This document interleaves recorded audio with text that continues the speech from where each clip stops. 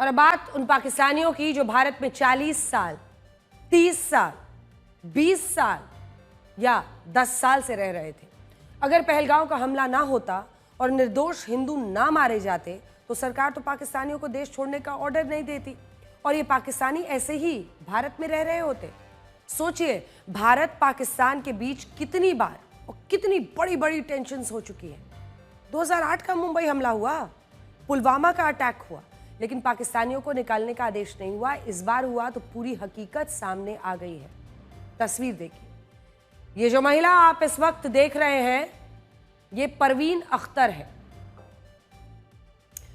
Pakistan occupied Kashmir के मुजफ्फराबाद की रहने वाली है। ये आपको जानकर हैरानी होगी कि 40 साल से भारत में रह रही थी। वो कश्मीर के बारामूला में रह रही थी।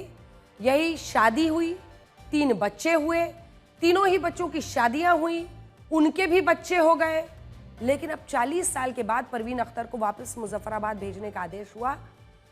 सवाल यह है कि परवीन अख्तर की बहू भी पीओके की ही रहने वाली है और अब उन्हें भी वापस पीओके भेजने का ऑर्डर हो गया है। सवाल यह है कि 40 साल से परवीन अख्तर वीजा पर कैसे रह सकती है, क्योंकि पासपोर्ट तो पाकिस्तान का ही सीने से लगा रखा है। अगर उनका वीजा खत्म हो गया था तो उन्हें रिपोर्ट क्यों नहीं किया गया? अब वो रो रही है कि हमें वापस क्यों भेजा जा रहा है। भेज इसलिए रहे हैं कि जुर्म एक ने किया, सजा दूसरा ले रहा है, इसलिए भेज रहे हैं कि वो खता उन्होंने की, सजा हम भुगत रहे हैं। उन्होंने की, आप उनको सजा दो। हम जब रोकेंगे आपको, हम अगर एतराज करेंगे तो हमारी गलती। परवीन जी, आप इंडिया में कितने साल से रह रहे हैं? 40 साल से। लेकिन आपने इंडियन नेशनलिटी नहीं ली? नहीं तो हमने सालों हम फिरते रहे दिल्ली में, नहीं दी इन्होंने हमें। मुझे सिटीजनशिप बाकी बहुत सारी औरतों को मिली है जो मेरे साथ आई है। आपको जेके पुलिस कहाँ से लेके आई है? बारामूला से, अपने घर से लेके आई है। आपको और आपके साथ आपके परिवार में किसको डिपोर्ट कर रहे हैं? मेरी बहू को। आपकी बहू को? जी। हमारी यहाँ फैमिलीज हैं, यहाँ पे शादी की, हम अपनी मर्जी से आए यहाँ पर। अपनी खुशी से आए। यहाँ पे हमारे जो ग्रैंड पेरेंट्स हैं वो भी यहीं पे पैदा हुए हैं। मेरे जो ग्रैंड फादर हैं, ग्रैंड मदर हैं, वो यहीं पे पैदा हुए हैं। लेकिन आपके पास पाकिस्तानी नेशनलिटी, इंडियन नेशनलिटी ली नहीं आपने? नहीं, क्योंकि हम वहाँ पैदा हुए ना। वो पार्टीशन के बाद वहाँ चले गए थे। वो हज के लिए गए हुए थे, उसके बाद फिर वो वापस नहीं आ सके यहाँ पर। तो फिर वो उनके बच्चे वहीं पे आपने इंडियन नेशनलिटी आपने क्यों नहीं ली अभी तक? इंडियन नेशनलिटी इंडियन नेशनलिटी मुझे तब मिलेगी जब मैं कांस्टेंट यहाँ पे 7 इयर्स का स्टे करूंगी। मुझे अभी 3 साल ही हुए हैं यहाँ पर, तो मुझे 3 साल में निकाला गया है। ये मेरी बेटी है, दूसरी बेटी है। छोटी को देख रहे हैं, ये यहीं बॉर्न है?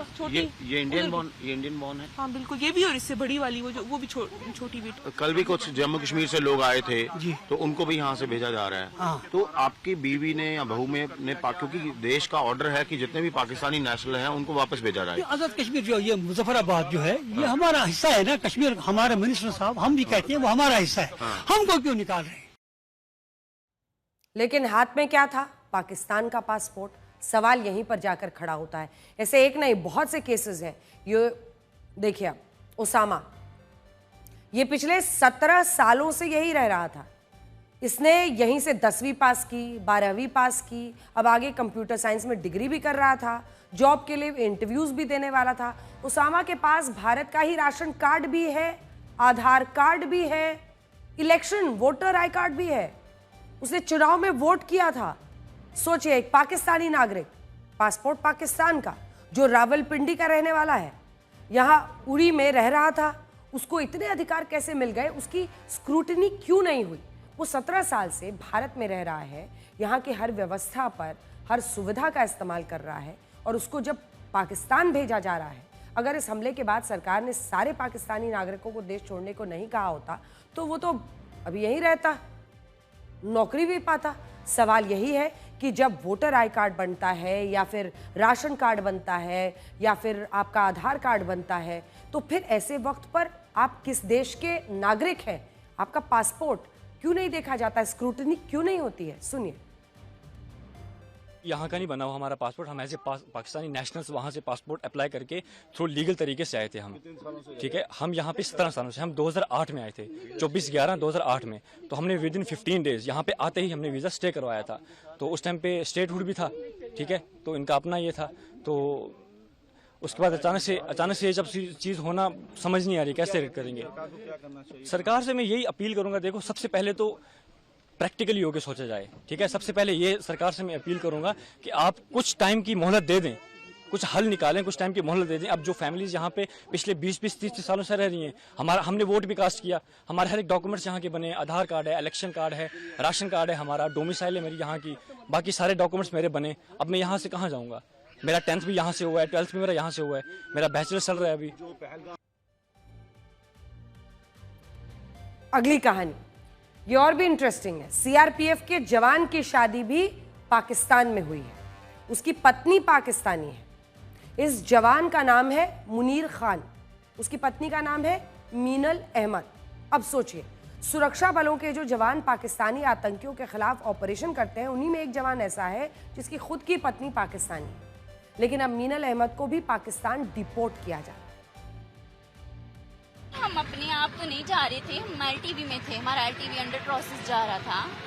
तो हमें मैसेज उन्होंने पहले किया था कि आप चले जाएं, फिर हमें मतलब तहसीलदार है उन्होंने नोटिस भेजना शुरू कर दिया, आप नहीं जाएंगे, आपको लेडीज पुलिस आएगी, अरेस्ट करेगी, ऐसे करेगी, बस इस तरह की उन्होंने बातें की। हमने कोर्ट से जाके बोला, वहाँ भी हमने केस किया हुआ। अब यहाँ पे मतलब वहाँ से जो जज है उन्होंने स्टे शायद दे दिया। अभी मेरे हस्बैंड से बात मेरी हुई नहीं इस बारे में, और उतनी देर में उन्होंने नोटिस भेज दिया कि अगर आप 24 घंटे के अंदर नहीं गए तो आप चले जाएंगे। यही अपील है कि कम से कम जो यहाँ शादी करके आई हैं उनको तो यहाँ रहने दें। आगे से आप ये कानून बना लें कि आगे से ना कोई शादी करे।